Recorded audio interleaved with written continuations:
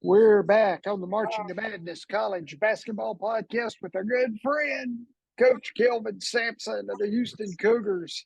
He's back on Marching to Madness as his Cougars are a must-watch again this season. They win 72-59 yesterday against Cincinnati. Jarace Walker, 21 points. The Cougars are now 16-1 overall, 4-0 in the American. Coach, welcome back. Thank you, Ken. It's always good to be on with a Carolina boy. Thank you.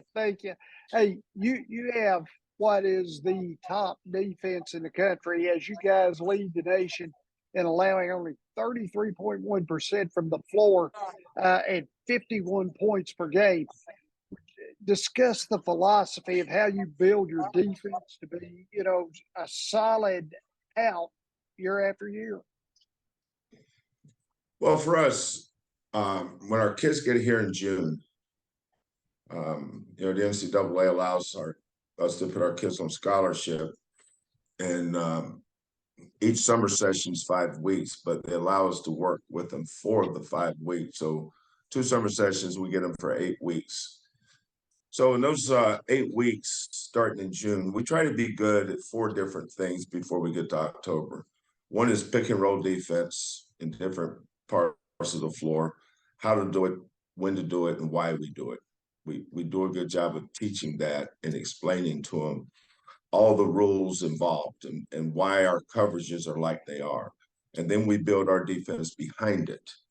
So our kids understand that there may be only 2 people at the point of attack in a pick and roll, but all 5 people have a responsibility. So we guard pick and rolls with 5 people. And then we just think actions. I think you can teach. We don't run flex, and we don't really see a lot of flex anymore. But the flex provides you with great teaching opportunities on how to guard cross screens and down screens, pin downs, how to get to the help side. Being able to guard the ball is important, but we also try to do a good job of teaching our kids where the help is. It's always been in a help position.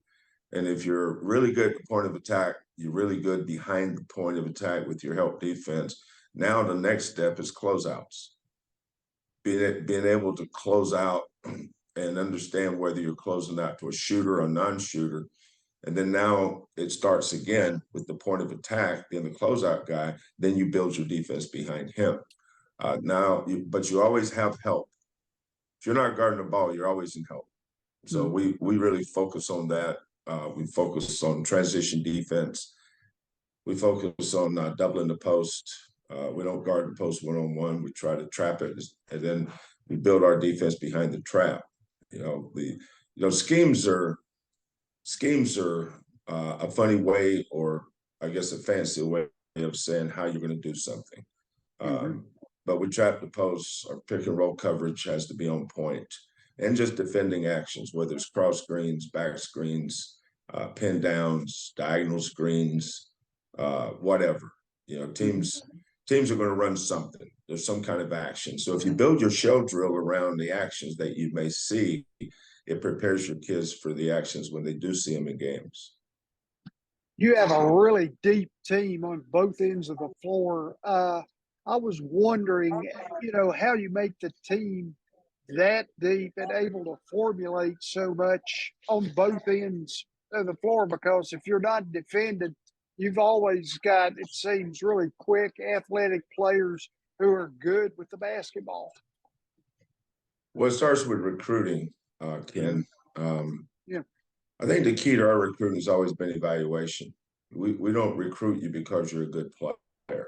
We recruit you because you're a good player, that's a good kid, that's coachable, that understands what you're getting into, how we want to play. And everybody here understands their role, but they also understand you have to wait your turn. We're very honest when we bring kids in about where we think they fit that particular year. We don't promise anybody they're going to start. We don't promise shots. We don't promise minutes. We don't promise any of that. What we do get kids to understand is that we're going to make you better. I think the strength of our program is player development, and I give our staff so much credit for that. Kellen, Quanis.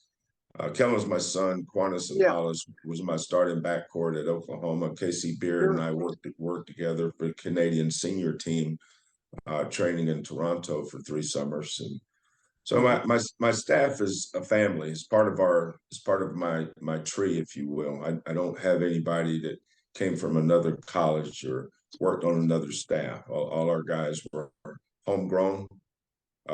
We have a lot of loyalty and trust. Relationship building is critical. All my guys on my staff are guys that I would want my son to play for. Because Sure. I think all of them will be terrific head coaches, and that's what I want for them. I want them to leave here and go be head coaches eventually. It's like our team. If you look at our team this year, we lost 4 starters from last year's team. This is in a lot of ways.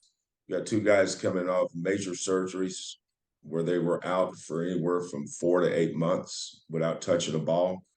And then we filled in with 3 freshmen. The year before, last year's team went to the Elite Eight, but that team lost 4 starters from the year before. The team before that went to the Final Four, but that team lost 4 starters from the year before. So we've had a lot of experience putting new teams together. It's never a guarantee, but I think we have a solid culture. We have a system that's repeatable and sustainable, and that's given us a chance to be good year in and year out. Jarace Walker is a 5-star player who has gotten a lot of attention. The game I saw at Virginia, he had 17 points and 7 rebounds, and he made a really big shot off the right wing that gave you a 61-50 lead, and it kind of left no doubt that you were going to win. It was late in the game. It was a big play. Talk a little bit about him and then maybe how he's grown as a player since he came to Houston. Well, when we were recruiting Jarace, we were kind of spinning our wheels for a while, and I don't recruit kids we can't sign. Sure. A lot of times, because you don't want to miss out on another kid. But the thing I noticed about Jarace, where I always felt like we had a great chance to get him, was his parents. Both of his parents are high achievers. He has 3 sisters that are all college graduates that are all successful in life. The parents are extremely, extremely successful. They live in a beautiful, beautiful home in a beautiful neighborhood. The mom and dad are at the top of their professions. So, this NIL thing never even came up with them. That they were going to choose a coach they thought could get the best out of their son. They weren't looking for deals. They weren't looking for anything under the table. They weren't looking for any of that. They were going to choose, and they were not interested in the school. They were only going to be interested in the head coach. So they chose the head coach that they thought could help their son be the best he could be. Now, I didn't sell myself as much as I sold our staff. But once that thing was heading down the right road, I told him to be sure. I said, it's not easy here, Jarace, because of accountability. We have standards every day in practice on how we want you to do things.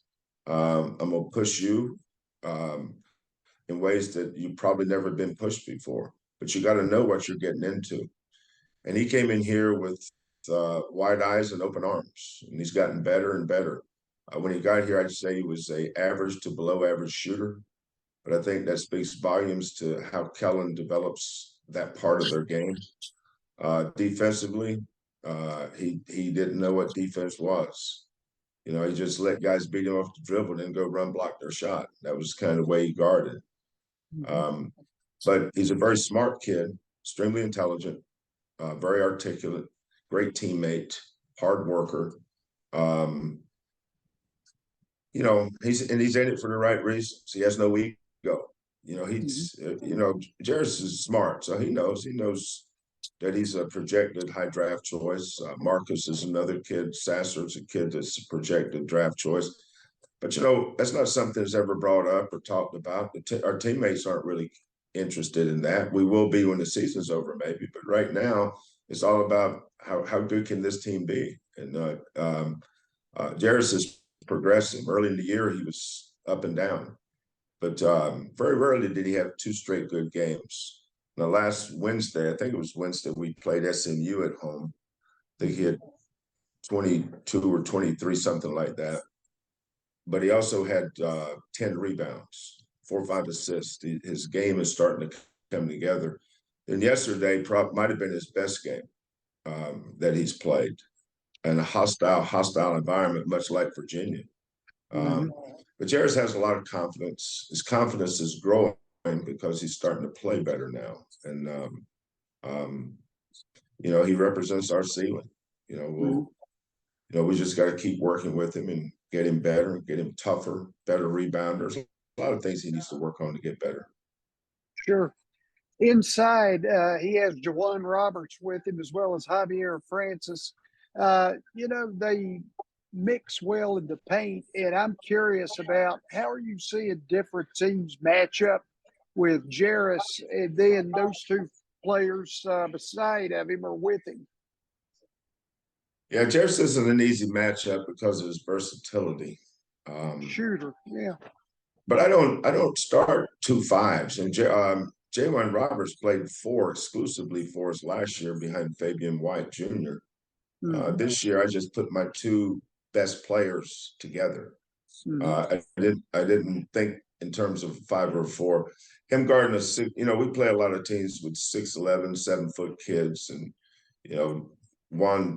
Jawan's only 6'7", weighs about 230. Jarace is 6'8", weighs about 235 or so. But we're not going to let you play one-on-one in the post. That's why we work hard on our traps and being able to play behind that. But like yesterday, Cincinnati started 2 5s, and we were able to take advantage of one of those matchups. SMU started a kind of a 3-4 guy on him, and we were able to hurt him in a different way. So everybody matches up different, and we take how they defend and try to find holes that we can take advantage of our kids, whether it's in isolations or different actions we can run. Marcus Sasser and Tremont Mark are your 2 leading scorers out of the backcourt. A really good deep guard position. So how do their skills play into each other's hands, and how can they influence each other's game as they're similar like that? One's left-handed, one's right-handed. So we try to run actions where their strong hand is to the middle of the floor, where they can play either attacking the paint in a pick and roll, hitting the roller on a long roll or a short roll, and then play behind it in what we call shake action. So all of our sets for if those guys are involved is always to play to the middle of the floor with their strong hands. They're both are pretty good shooters, both pretty good passers, both pretty good ball handlers. So they all have something that they can bring. Now, Sasser is a guy that's, you never know when he's going to make 5 or 6 threes on you because he can really shoot. Now, he really hasn't shot the ball well this year yet. It's starting to come a little bit, but, there's still another level to Marcus's game, which Jarace is just now starting to be consistent. Marcus has another level to his game. Tremont's the guy that's kind of stabilized us certain nights, while there's other guys get up to speed. And then our point guard, Jamal Shed, he's kind of the head of the snake. Most important thing for him is just to run our stuff and don't turn it over, and then be the point of attack on defense and put some pressure on the other team's point guard. So it's difficult for him to get in the paint or to initiate their offense. So our pieces fit. But it's such a long season and a grind. You saw games this past weekend. Washington State wins at Arizona. Rutgers wins at Purdue, teams that you would think would win. And that's why over the course, how many games have we played? I think we played 17 games now. 7. Yeah, 17. Yeah, 17 games now, and we have I think 14 conference games left.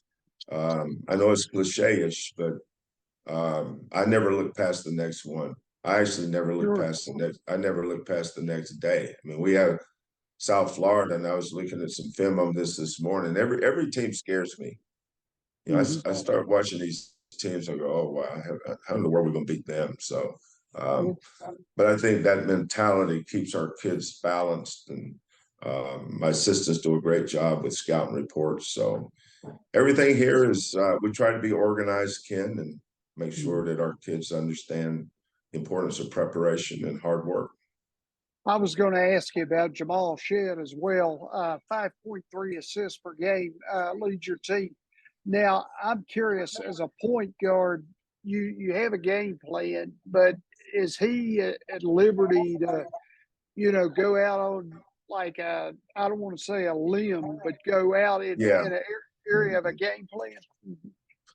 No, I understand what you're saying. That's a good question. And the answer is yes. We put him, you got to be careful with your usage rate, pick and rolls with point guards in the first half, because you may wind up having to finish doing stuff like that. So you don't want to, wear him out in the first half. So we try to limit his pick and roll usage. But the best offensive teams can play pick and roll on both sides of the floor. We have three guys that can play the pick and roll. Tremont right to left, Marcus and Jamal left to right. And they both can play inside the slots at the top because they can pass and they can score, and then they can shoot if they go under the screen. But Jamal's in the most pick and rolls, and the thing that makes him tough is he's a good decision maker, and he's a pass first guy. Yesterday, I didn't think it was one of his better games because he was driving strictly to pass, and sometimes you have to take him out and remind him that the purpose of driving is to score first and pass second. Because he was leaving some shots that shots he can make, trying to find somebody to pass to. So, but that's just part of it. As the season goes, you got to stay on top of your kids, make sure they're doing the right things, and the team we have here really responds well. Yeah, you can watch them and tell that, I think. Now, I was going to ask you last question. You're the American. I think every year the league itself is underrated. And I was just curious, as you look at it this year, the challenges you see, do the teams change much over the course of an off season? If they change coaches, they do for sure. I've seen a lot of coaching change, and yeah, I think I'm the dean of coaches now. Probably because I'm the old ugly guy. You get to hang around. Eventually, you'll be the oldest, I guess. But there's some really good coaches in this league that have done great jobs with their programs. Wes Miller yesterday at Cincinnati. I think Wes is terrific. I have a lot of respect for him and the way his team plays. And of course, like us, he's going to be going into the Big 12 next year. But if you just go down the list, all the schools, it all starts with the head coach, and you name a school in this league, I'm going to tell you they got a really good coach. He's got good plans. They got good players, and you got to come ready to play every night. Sure. Coach Kelvin Sampson, ladies and gentlemen, one of the best in either the pros or college. I remember you in the NBA there, Coach, for a little more than a minute. Yeah. No, it was a great learning experience for me. Sometimes you don't know what you don't know, Ken, and I realized quickly that I was very fortunate to be in a position I could learn from those guys, whether it's Greg Popovich or Scott Skiles or Kevin McHale. I enjoyed working with and learning from all of them. I enjoy watching the NBA game as well, just learning how. I kind of know the teams in college, but watching the NBA team and knowing how they set up, what their pet plays are, who they're looking to get involved, maybe third, fourth, or fifth, rather than first or second. Yeah, no, that's right. It's there's a lot of preparation, a lot of coaching, and time put into those scouting reports. Sometimes you lose helter-skelter, like there's no plan, but you know, the best teams have their best players that are care about winning more than they do statistics. And that's why guys like when I was in NBA, James Harden, Kevin Durant, Russell Westbrook, all those guys were at Oklahoma City. And you could see that they were set up for success for a long time. And all of a sudden, free agency and trades hit. That's why today in the NBA versus when Bill Russell and Wilt Chamberlain and Jerry West was roaming the earth, those teams stayed together forever. But now, you know, you got 2 or 3 years with a group, and then you have to decide whether to trade them or add to them. And that's why it's always evolving. Best of luck, Coach. I'll be watching. Okay, Ken. Maybe I'll get to see you again. Thank you. Okay. Thank you for having me on. Thank you, Ken. Always.